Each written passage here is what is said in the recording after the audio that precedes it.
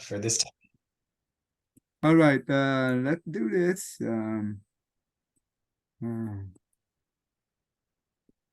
Okay, go ahead. Namo Fundamental Teacher Shakyamuni Buddha. Namo Fundamental Teacher Shakyamuni Buddha. Namo Fundamental Teacher Shakyamuni Buddha. The unsurpassed, deep, profound, subtle, wonderful Dharma in 100,000 million eons is difficult to encounter. Now that I have come to receive and hold it within my sight and hearing, I vow to fathom the thus come one's true and actual meaning. Okay, all right. Okay, let continue on. We will learn about the prologue. Prologue. Prologue, right? How do you pronounce it? Prologue. Oh, prologue. Okay. Yeah. Okay. Okay, this time. All right, so we learn about the 4 Dharma realm. Mm-hmm. Yeah. And we also read up to here, right? Mm-hmm. Okay. All right. Okay. So starting at intelligent people. Before that, this Dhamma, this sutra here, the Flower Dhamma Sutra, is also called the Dhamma Ram Sutra. The sutra about the Dhamma Ram. Mm. It's also the sutra about the empty space, because it's vast at like that. That means also this that means the Dhamma body of the Buddha. It's also the Dhamma Ram, right? Everywhere is the Buddha, the Dhamma body, right? Mm-hmm. So that sutra is really vast, like that. So and that's why it's very important to understand. Okay, all right, go ahead and start from the. Intelligent people understand more principles than less learned people. Greedy people eat more than less greedy ones. In this case, the food is Dharma. Each eats the food of Dharma in proportion to his own capacity. You obtain as much as you want. What do you understand? Easy, right? Yeah, it's an interesting analogy. And Master Swanhua is usually likes giving these very simple, very just sort of straightforward analogies. Mm-hmm. Yeah, so it's kind of the same thing as when we talked about last time with the Right. plant. Like a plant with bigger roots will take more water. Mm-hmm. A plant with smaller roots will take less water. Not that the rain is being biased towards the bigger Right. plant. Right. And the same thing is true with the Dharma, that people have different capacities, and depending on their capacity is how much they will benefit from the Dharma. Very scientific, right? Very scientific. This is same thing the Buddha teaching the Dhamma flower sutra, right? But I think his analogy is kind of fun too. He's like, I think he's being a little funny. Okay.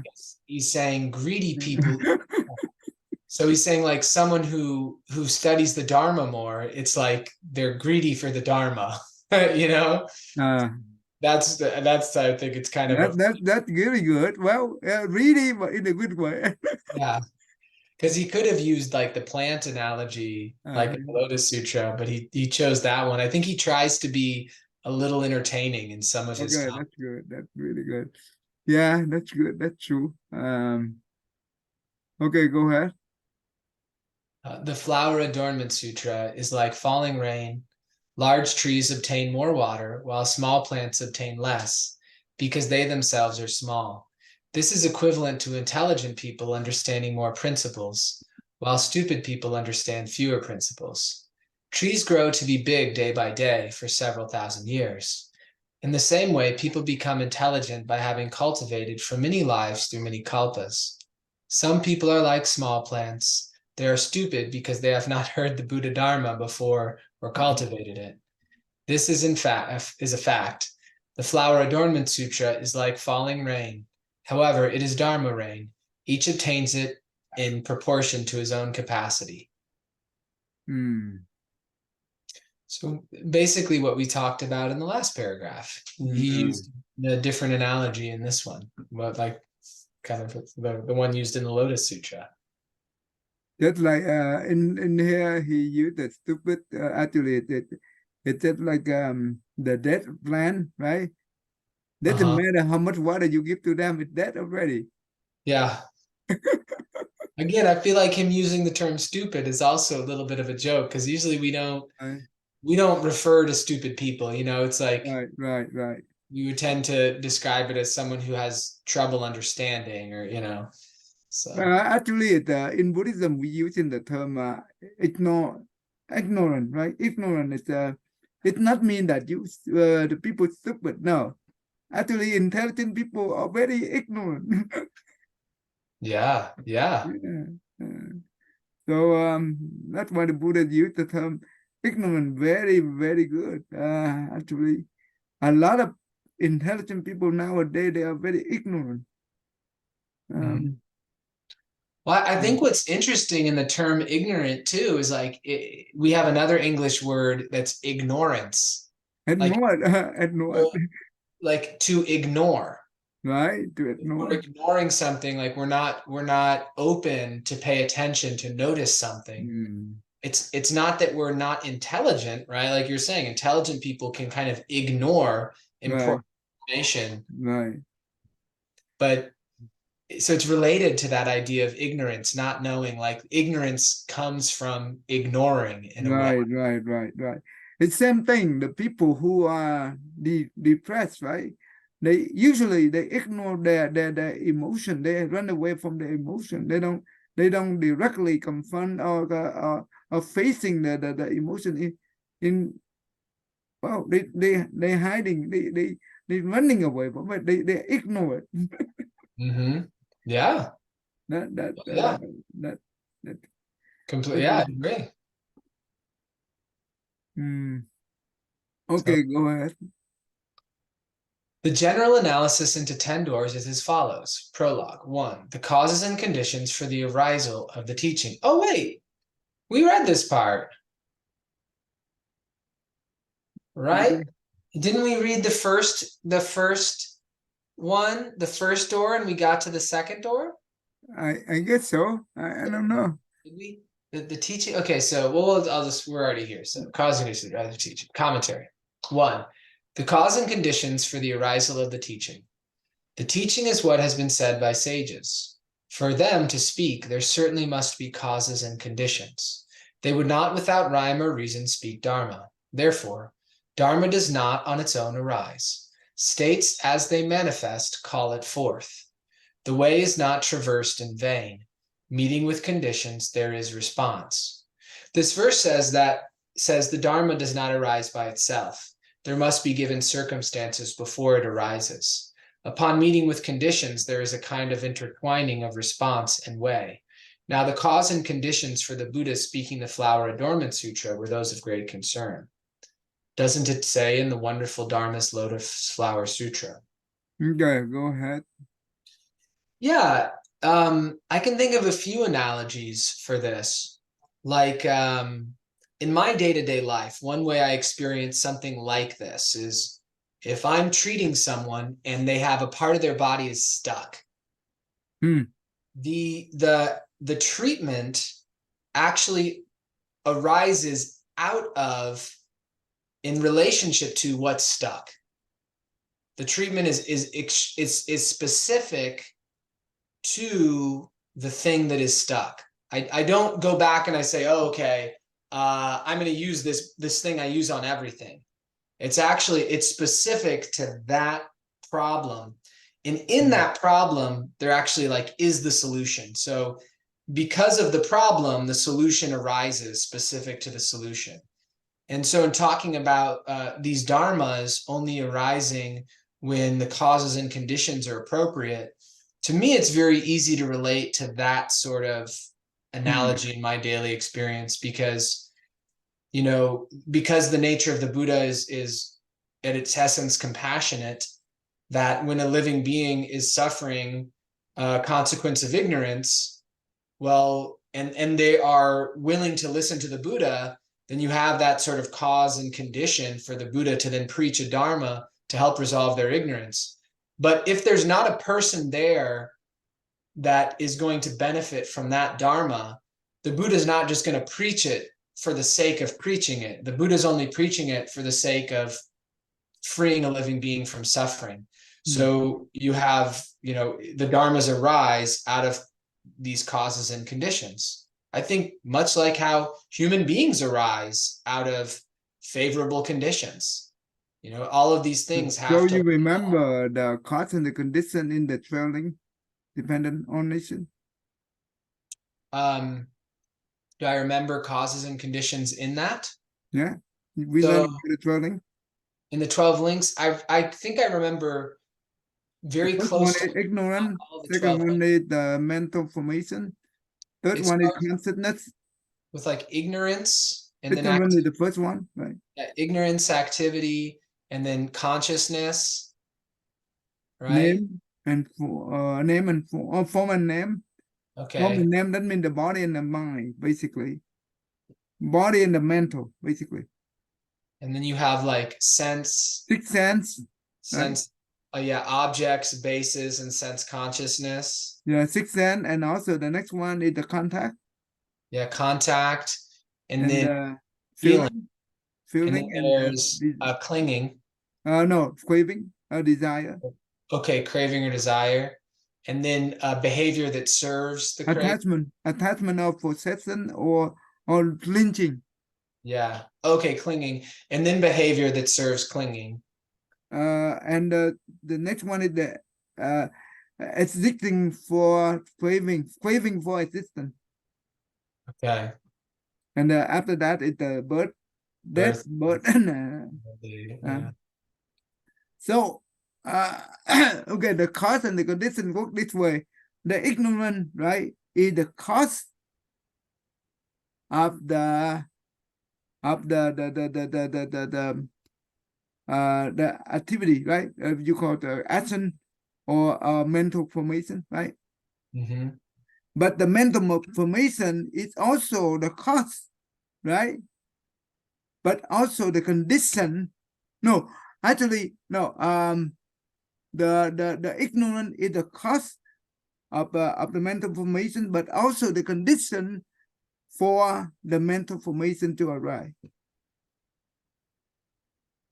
So the condition is the thing that we are doing right now. Let's go back to your story about your treatment.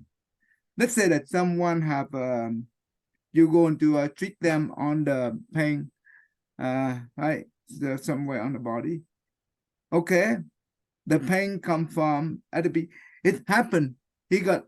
There's something happened to him, right? That were the cause. And he come to you and you are doing the treatment right now. This is the condition. Depend on what kind of treatment is, that means what kind of condition is, it will produce the effect. Right? The cause plus the condition produce the effect. Good or worse. It depends on the treatment right now. That means depend on the condition. So if the cause without the condition, that means that cause go nowhere, right? Mm-hmm. So in Buddhism, the law of the karma is the law of cause and effect is we have three components: cause and condition. Cause, that means something already happened, right? The condition is something we are doing right now, and also something we are doing right now at the same time is the cause for the future, and also the condition, right, for the cause in the past. Mm-hmm. To make the effect. So cause and condition together, it will produce the existence. Right? We become existent due to cause and condition. Mm-hmm. When there no more condition, even the cause by itself, the existence become because we label that, right? Mhm. That means existence become end, right? No existence. So the Buddha, right? After he enlightened, that means he enlightened whatever he enlightened. That was the cause. Now he wants to do the teaching, okay, to bring the enlightened into life, right? Mhm. But if no condition, that means no one entreat the Buddha or request the Buddha to do the teaching, then that means his enlightened principle will not come into life. That means the Dharma will not come into life. That's why every Buddha tradition, that means after they become after enlightened, they wait for the heavenly king, right? Come down, many heaven king come down and request the Dharma turning wheel, turning the Dharma wheel, right? That is important. Those king requesting is the condition for the Buddha to bring the Dharma into life. That is the result. So today is the result of the past cause and the past condition that we are learning the Buddha teaching. Does it make sense? Maybe. Oh yes. Yeah, totally. Mm. And also the same thing here. The boy, let's say a student is very smart. Maybe he have a good cause in the past. Maybe he helped other people learning, right? That's why today he become intelligent. But that intelligence become intelligent forever? Not necessarily, no. No. If he do not have, let's say that this boy is not active, very inactive, and he needs some kind of good condition from the parent, from the teacher to encourage him, to push him, then the cause of the intelligence in the past become useful. Mhm. If they know, instead of he hang out with the bad people, that means he himself create the bad condition and turn his intelligence to useless and harmful. Mhm. That is the fact. Yeah. So the concept of the cause and the condition arisal, that means arising, is the principle of the traveling condition. Traveling dependent on nation. That means everything in life, right? They are interdependent. Nothing is independent. Do you see anything in this universe is independent by itself? No. Wow. So they are interdependent. If this happen, that will happen. If this is not happen, that will not happen. That's a very important principle. So then that means it will defeat the concept of the creator, right? Mhm. It will defeat the concept, the dogma of the creator, because the creator doesn't have this kind of cause and condition for arising, Mhm. because he created everything. Yeah. Okay, okay, Created the creator. Yeah. okay, good. That's good. All right, go ahead and read. Dhamma does not on its own arise. That's right. The cause cannot arise by its own, right? They need the trigger from the condition, Yeah. I think an even simpler analogy would be like an antibiotic. right?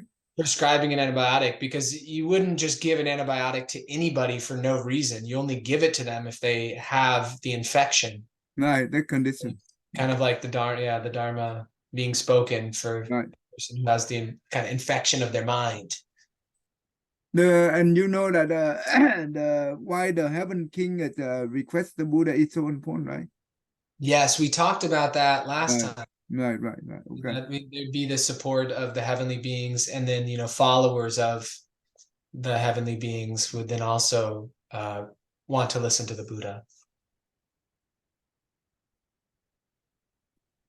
State as they manifest call it for the way not traversed in vain. That means no benefit, right? It's not traversed in no benefit. That means everything when they have a condition, right, met, everything will. That means the Dharma will manifest into it, and it will bring benefit, right? Is that how I understand correctly? Yeah. I agree. That's the meaning of vain. Absolutely. Meeting with condition, there is response. What do we understand that meeting with condition, there is response? Yeah, I think this is that, it's connecting with the way is not traversed in vain. So it's saying that if say, the condition of the person is receptive to the Dharma, then they will have a response from receiving that Dharma. That if they run into it because they need it, someone teaches it to them because they need it, and their condition is open, then there'll be a response. Let's say that the person who are reading, right? The person who is reading, that means the Dharma is the cause, right? And the condition is he need to practice the Dharma. That is the condition. And the response, because the practice, it means that meeting with the condition, right? Then the response is he be able to overcome his reading mind. He do the given, right? He practice given. That is the Dharma. That he practice given. That is the condition. And the Dharma is given. Method of given, the teaching of given is the cause, right? Plus, that means he practice, he apply that teaching into action. That is the condition. So the cause plus the condition. Now there is response. That means he be able to overcome. That is the result. Yeah. Wow, Buddha teaching is beautiful. Okay. The Buddha appeared in the world only because of the causes and conditions of one great matter. What great matter was that? It was the great concern of all people, birth and death, the Buddha said in the Dharma Flower Sutra. The Buddhas, the world-honored ones, appear in the world because they wish to lead living beings to open knowledge and vision of the Buddhas, to demonstrate to all living beings the knowledge and vision of the Buddhas, to lead living beings to awaken to the knowledge and vision of the Buddhas, and to lead living beings to enter the path of the knowledge and vision of the Buddhas. The Dharma Flower Sutra is the king of all sutras, but the great means expansive Buddha Flower Adornment Sutras, however, the king among kings. The 10 causes and conditions for speaking the great means expansive Buddha Flower Adornment Sutra, which constitute the first door, the cause and conditions for the arisal of the teachings, will be discussed in detail in this volume of the Prologue. Yeah, good. What do we understand here?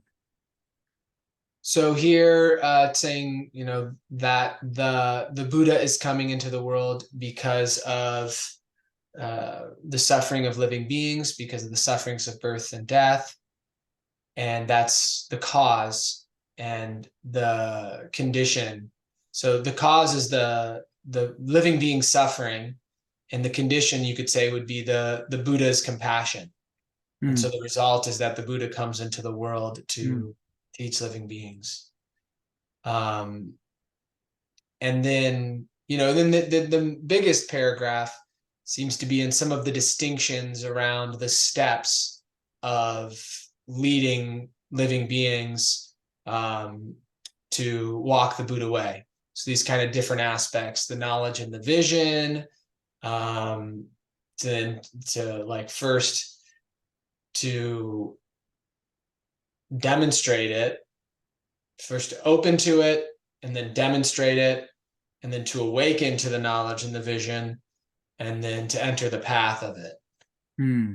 And of all the sutras that the flower adornment, the great means expansive Buddha flower adornment sutra is the king amongst them, even though there are other sutras that are like the Dharma flower that is also a very impressive sutra, king of sutras, but this one is the king of kings. Hmm. Yeah.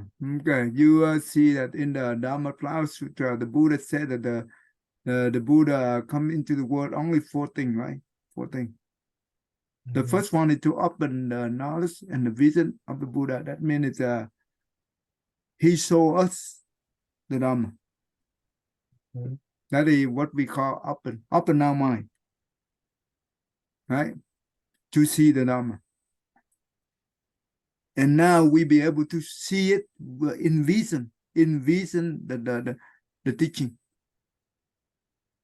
Do I use the word correctly? In vision? Mm-hmm. Okay, envision the teaching. And the third one is to realize the teaching. Realize the Dharma.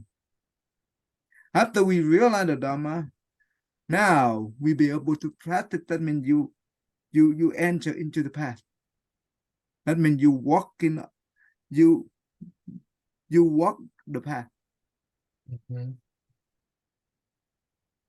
That's the whole goal of the Buddha. Every Buddha come into the world. And the Buddha, the vision and the knowledge of Buddha is basically the Buddha nature. And the Dharma body of the Buddha, right? So that in that way. So just like you say that the suffering of the living being is the cause. And this four step right here, the Buddha tried to show you show here. These are the condition, right? And one, we be able to the cause and the condition together, we will get some that means some kind of proof, right? Proof. That means after the plant the seed and you get proof of the tree. Mm-hmm. Fruition, right? Fruition. Fruition. Fruition. We were No. talking about F that F today. Fruition, right? Frui, yeah, fruish, tion. Yep, yeah, that's it.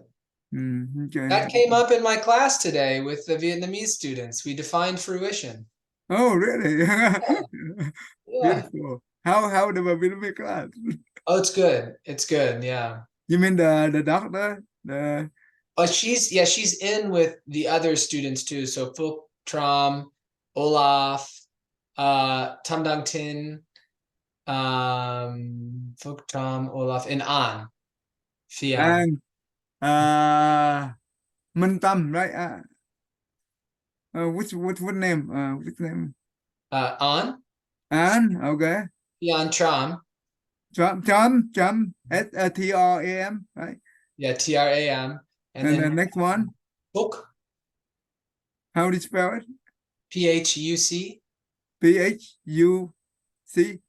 Uh-huh. Phúc, She, Phúc. she Okay. works for a not-for-profit in Vietnam, Oh, okay. Oh, what helping about people.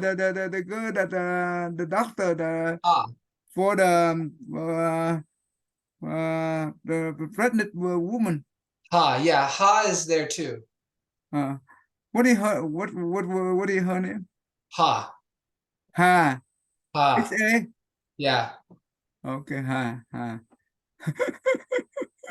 That's good. That's good. Yeah. Okay. Oh, last time we also talked about this already, right? Yeah, we did. We went through these. Yeah, we went through all this thing here.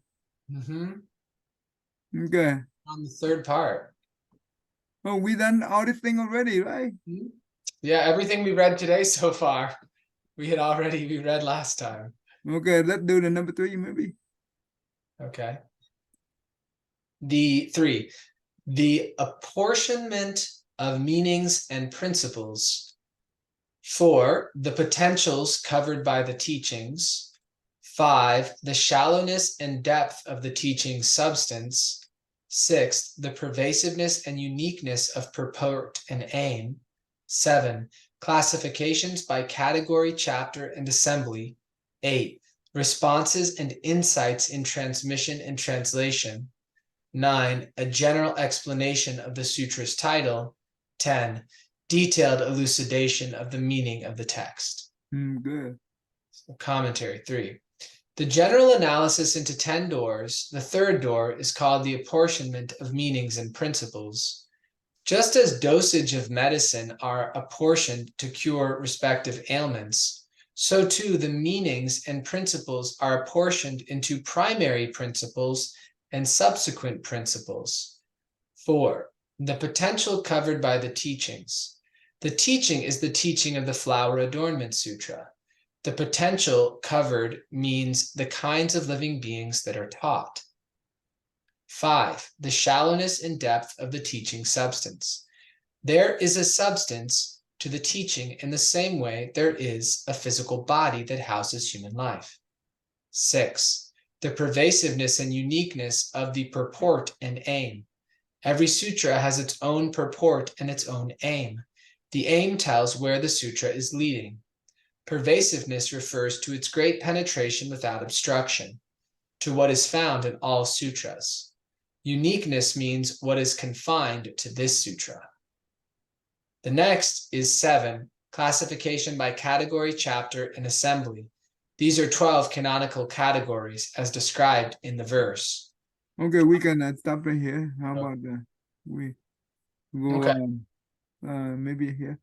So here, yeah, it's sharing each of the 10, these would be chapters or 10 sections. And so the ones we already talked about, 1 and 2. So 3 mentions the apportionment of meanings and No, principles. they don't call 10 chapter. They 10 door. 10 doors, okay. 10 door. It's just like the house, right? You have many door, Mm-hmm. but you can each door can reach to the same goal, I think. Gotcha. Mm. So the third one is about the apportionment of these meanings and principles, much like medicine is apportioned for different diseases. So they talk about primary and subsequent principles.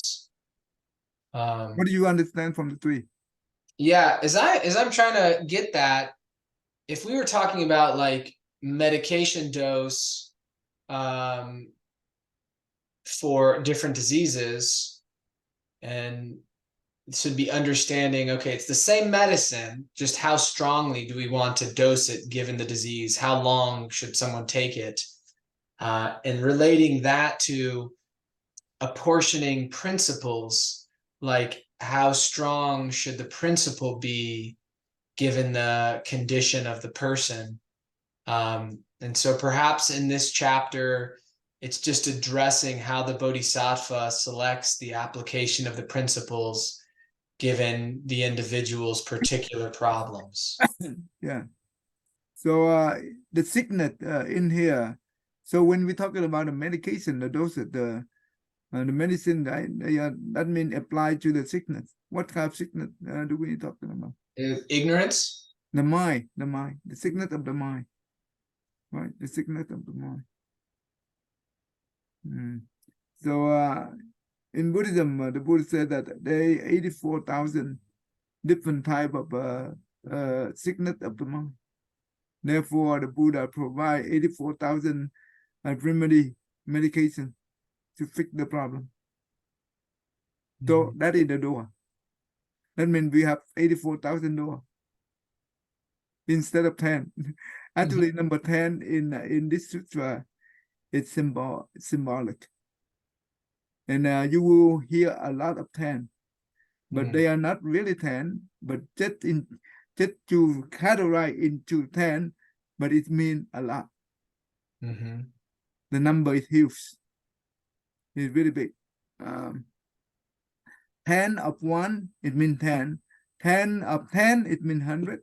10 of 1,000, it means 1,000. 10,000. 10 of 1,000 is 10,000.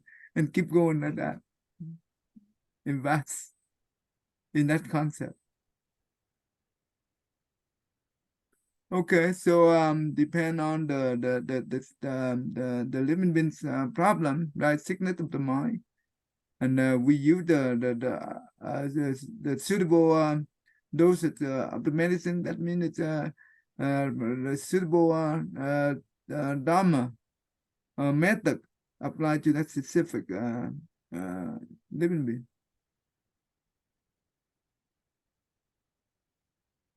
Mm. Yeah. Go ahead. I'll keep going. No. What is number 4 do we do? Oh, number 4. Yeah, 4, the potential is covered by the teaching. And so in this case, it means the living beings that are taught. And the teaching is the Flower Adornment Sutra. So apparently there's in that door they talk about the different types of living beings that can be taught.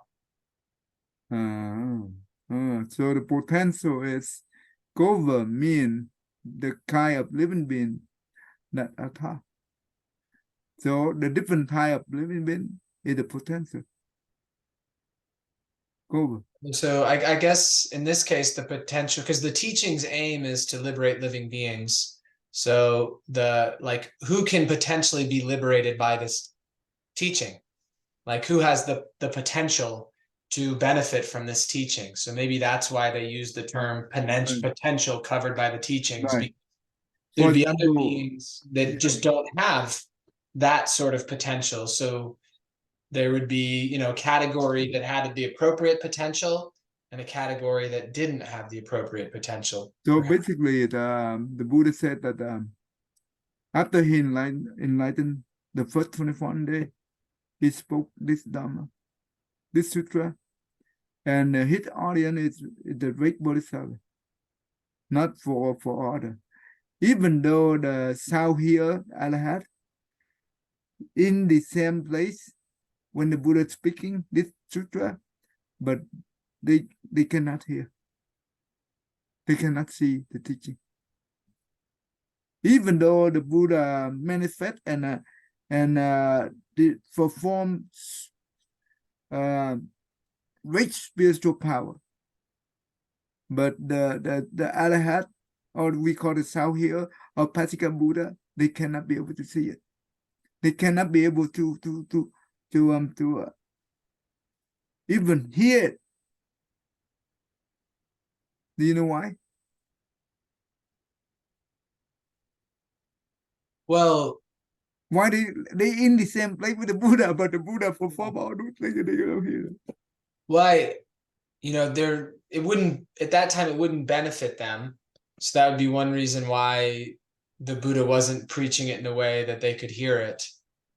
And also, I don't know, when the Buddha was preaching like bodhisattvas that are not visible to the normal person, but are like living in other realms, he probably No, doesn't but have. they are in the same place. Oh, the bodhisattvas? No. They are in the same place with the Bodhisattva. The same place with the other Buddha teaching. But probably the Buddha doesn't have to speak verbally. For he's probably speaking in right. their consciousness. Well, the Buddha, when he spoke this sutra, he in the great samadhi. Right. Yeah. And so are the bodhisattvas. That's right. So they are in the same level. But Arahat and Patika Buddha, they are not in the same level. They're left out. They also in the meditation, right? But they are not that level. They totally disconnected from that. The reason why, because when they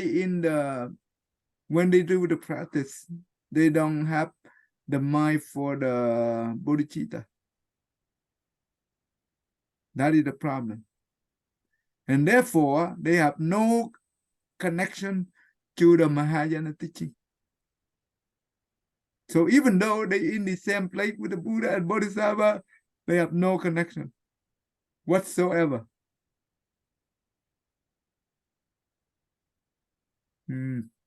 So let's say that at my house, right? At your house, you have the network, the internet. But if the people come to your house, they don't you don't allow them to go in, they cannot be able to connect to your network. They're in the same house, but they do not have that Wi-Fi. Yeah, that's a good analogy. Yeah, that makes sense. Okay, so that's important. So that's why the Buddha also said that we, even though we are common people, but we be able to learn about this sutra and to hear and to discuss, because we have a very good root in the past of the Mahayana teaching. And it's very rare. It's not easy to hear the Mahayana teaching, not even talk about this sutra. Don't you think that Mahayana teaching is easy for the people to hear? No. Not at all. Even the Theravada teaching, they never be able to hear those Mahayana teaching, because when they say that those teaching is not the Buddha, they already cut off the chance to be nearby. Even though they live next to, they sit next to the Mahayana teacher, they cannot be able to connect. And what can we say? But the Mahayana teacher be able to connect the teaching without problem. But vice versa, no, they cannot. That is the same concept that the Arhat and the Pasika Buddha in the same place, in the environment, the same environment with the Bodhisattva and the Buddha, but they are not connected. But Bodhisattva be able to connect them, but they cannot connect to the Bodhisattva whatsoever. So that, okay, in here, the potential global teaching. So the Buddha, I told you last time, right? The Buddha spoke in 5 different periods in 45 years. The first period is this sutra for 21 days. The second period is the Theravada teaching. It's for 12 years, I think. The next one is the Heart Sutra. That means about the emptiness for another 22 years, because that is very tough for. So even though the Buddha already when he taught the Theravada teaching, he laid out the strong fundamental foundation for them to be able to understand the Heart Sutra. But it takes 22 years. You see? Another 8 years or so, I'm not too sure, I forgot the number of years, is for the another Mahayana teaching. It's related to the just like in the Sagam Rama Sutra, talking about the true mind. The true mind.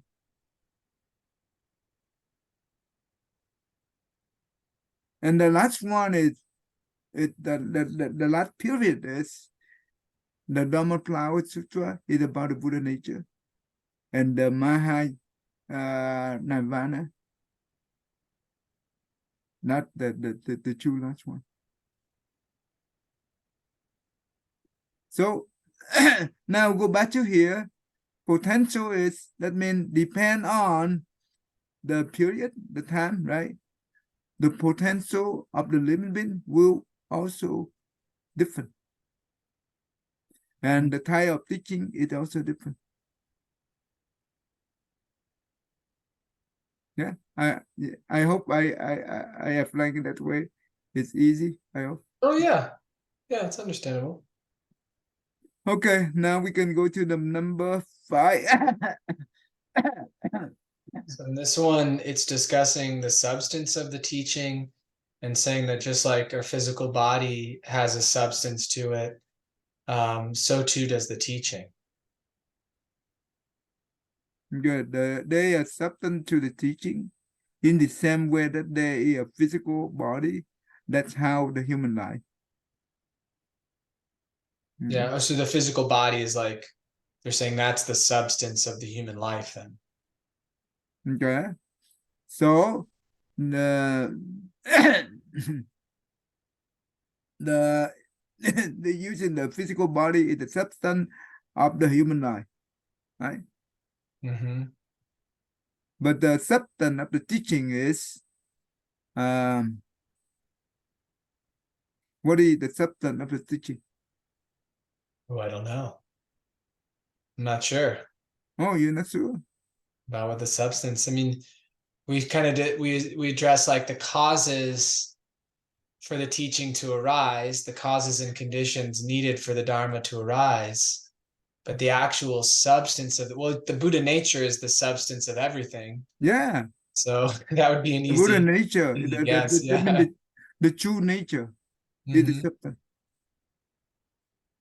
We have a different name. We have sadness, Buddha nature, the true mind, the Dhamma body. They are different terms, but actually the same thing.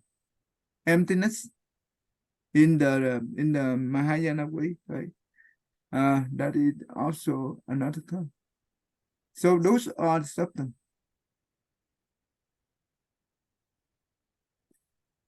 Because when we understand the substance, doesn't matter how it manifests, right? We'll be able to see the root. But if we do not understand the substance, when it manifests, we have no way to track back to the root.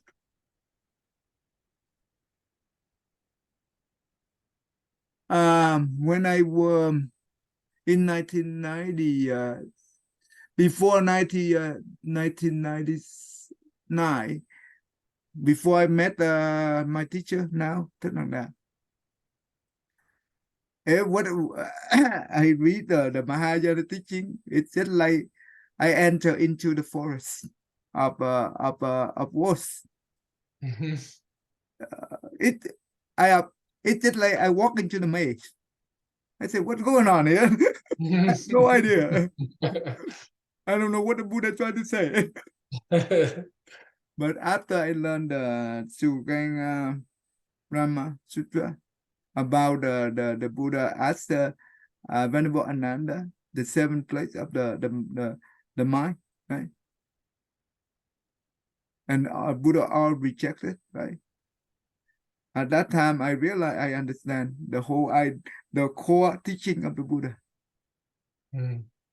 And since then, all the Mahayana teaching is, even though wording is different, but the concept, the substance is the same. The core teaching is the same. So in the Sugrana Brahma, help us to understand the true mind, right? But in the Dhammapada Sutra, we learn about the Buddha nature, right? And also in the Mahayana Nirvana, beside the Buddha nature, we also learn about the the four the four signature of the Nirvana. It means the permanent, to the self, uh, the pure, and the bliss, right?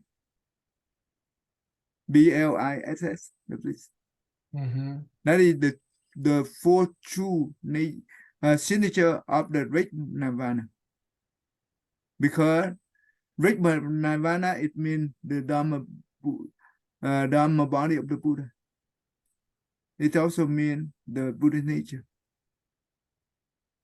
And the Buddha nature is never changed. It's permanent. It's not physical, but it's just the once you be able to reach to that level, that means the Dhamma body is embodied at the whole universe, the law of all the law in the universe.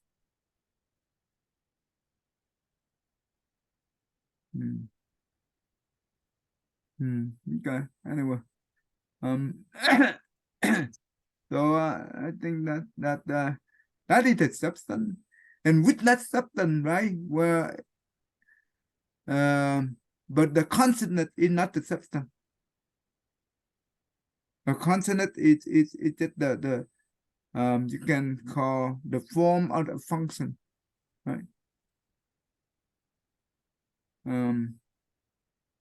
Because the stream of consonant, it manifests into the form. So the consonant is just like a function, more like a function, and it manifests into the physical form. That is the form. And every form they have the function, and the function comes from the stream of consonant. And the stream of consonant comes from all those function come from where? Come from the substance. That means the nature.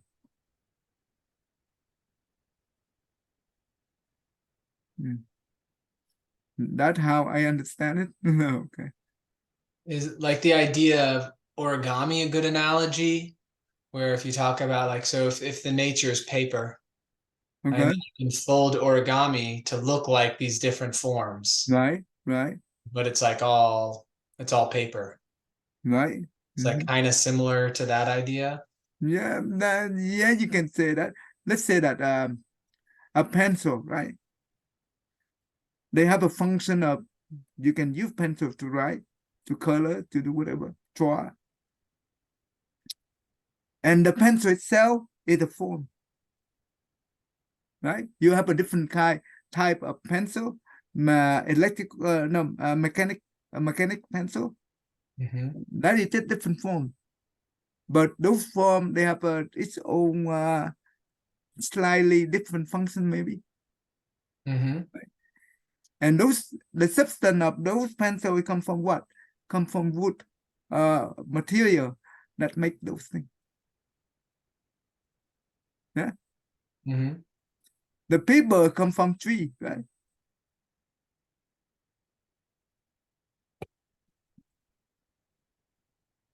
Okay. Okay, number 6. The pervasiveness and uniqueness of the purport and aim.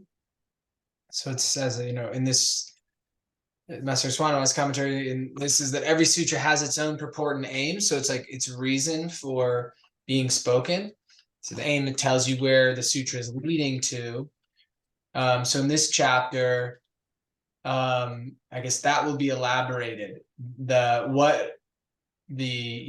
purport and aim will be elaborated, but also around the pervasiveness and uniqueness. So the pervasiveness is that which is common between this sutra and all other sutras, that it pervades, everywhere. The principles in this sutra kind of pervade everywhere. So he used the term great penetration without obstruction. So because it is a law, an absolute law, it's a law everywhere. It's not just a law in some small part of existence, but all of it. And then uniqueness is what isn't shared between this sutra and other sutras, but is really just brought forward in this sutra alone. So that's a cool idea. There'll be an addressing what is unique about this sutra. Yeah, what is unique about this sutra, and what is unique about the Dhamma Flower Sutra? Right, each sutra they have their own unique. So what is the purport? What does it mean? Purport would be the goal. It's very similar to aim. I see. Purport would be the goal that it's trying to accomplish. Okay. Reason for it. And you aim at that goal, right? Yeah. You aim at that goal, and so you can be able to get to that goal, right? And then tell you where the sutra is leading. Okay. So basically, this sutra is about the Dharma realm, right? It's about cosmos, about bodhisattva practice, about the law of cause and effect of the specific practice. And you will learn a lot. They mention a lot of many different methods. Each method have a different root.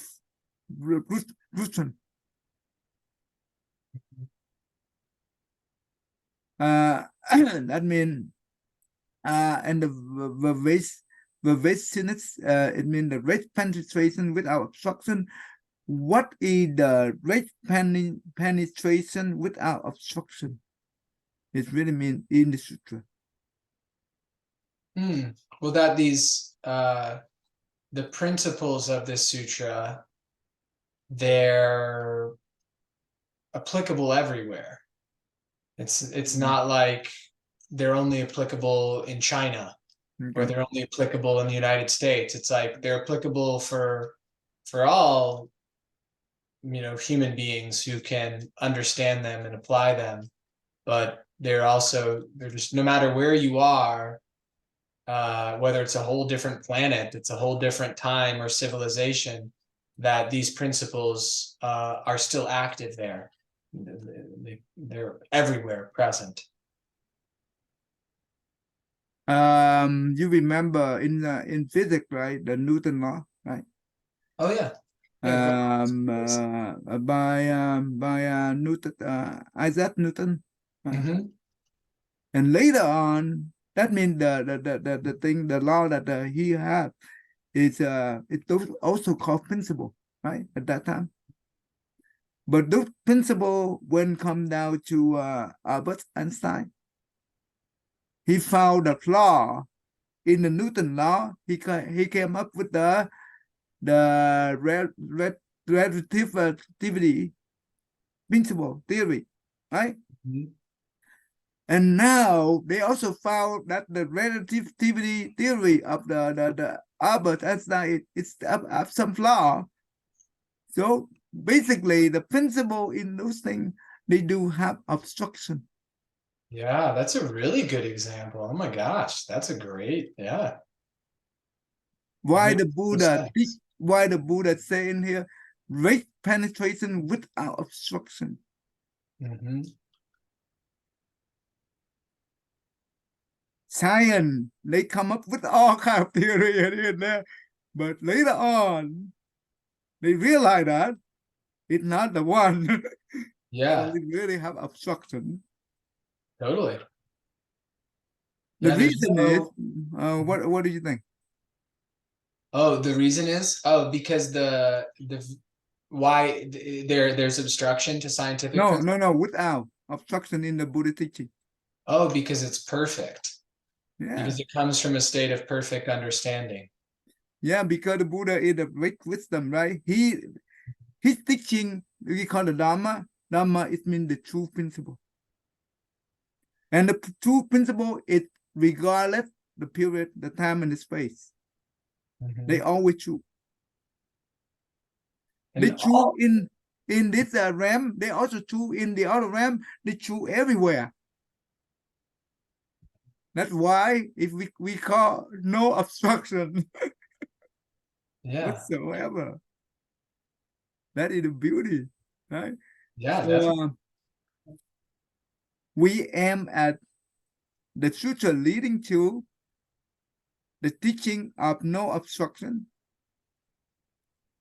right? Interesting. And also the unique of this teaching is Dhamma Ram. It's waste, right? It's the vastness. It really waste. Dhamma Ram is it's infinity. Mm-hmm. Like beyond the concept of space. Right. We are. When So we're talking about universe and space is very small in Buddhism. Mhm. Why? Because the space and the universe come from the mind. That's why everything comes from the mind. That means it's smaller compared to the mind.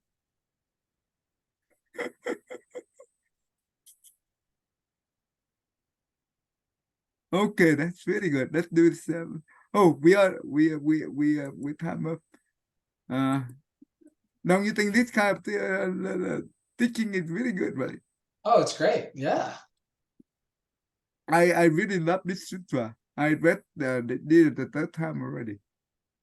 Nice. The more I read, the more I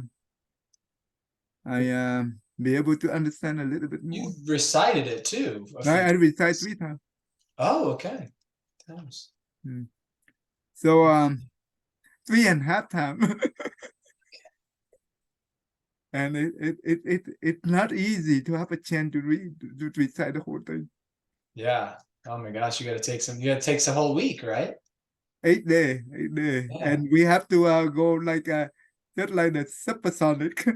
Yeah, you're going The really speed, fast. Okay. the speed is really. But the good thing about the recite in the very quick, it helps us in the samadhi. It helps you in fully concentrated. Mm-hmm. If you have the distract mind, you cannot go that fast. But of course, in the not benefited, you don't understand much. It's hard to, yeah, you're not thinking. You are not thinking. If you Yeah. are thinking, you are not in that my mindset. Yeah, when I do the Lotus Sutra, I try to take maybe I should go faster. I don't know. I try to like not rush. I try to not feel like I'm rushing myself because the temptation is like, okay, maybe I want to get it done faster so I can do something else. So, and I feel like if I went fast, that may be where I'd be coming from. I also don't want to go slow, so I kind of pick just a normal speed. I when I'm in California, I teach the kids, right? Mhm. There is the family of the mom and the 4, let's see, 3 boy and one daughter, and they are under 18 at that time. And the mom have her aunt passed away. That means the grandmom of this kid. And you know what? They don't know what to do, and they come to me and ask for help them to pray. And I asked them to do the pray together. So I set up the altar for their loved one, and also do the meal offering, and also recite the Earth Store Bodhisattva Earth Store Bodhisattva Sutra. And at the beginning, we read in English. I do maybe slow, but the second time around, those kids read really fast, and I read just like them just like the speed I read in Vietnamese, and it's really enjoyable. Oh, nice. Really enjoyable if you in that mindset. And those kids is really enjoyable. And I read many times like that with the kid. Okay, now we are running out of time. Let's go back to here. We stop here. Okay. Let's go ahead. Thank you. May every living being, our minds as one and radiant with light, share the fruits of peace with hearts of goodness, luminous and bright. If people hear and see how hands and hearts can find in giving unity, may their minds awake to great compassion, wisdom, and to joy. May kindness find reward. May all who sorrow leave their grief and pain. May this boundless light break the darkness of their endless night. Because our hearts are one, this world of pain turns into paradise. May all become compassionate and wise. May all become compassionate and wise. Okay, thank you. Thank you. Okay, see you tomorrow. Yeah, I'll see you tomorrow. Thank you. Have a good one. You too.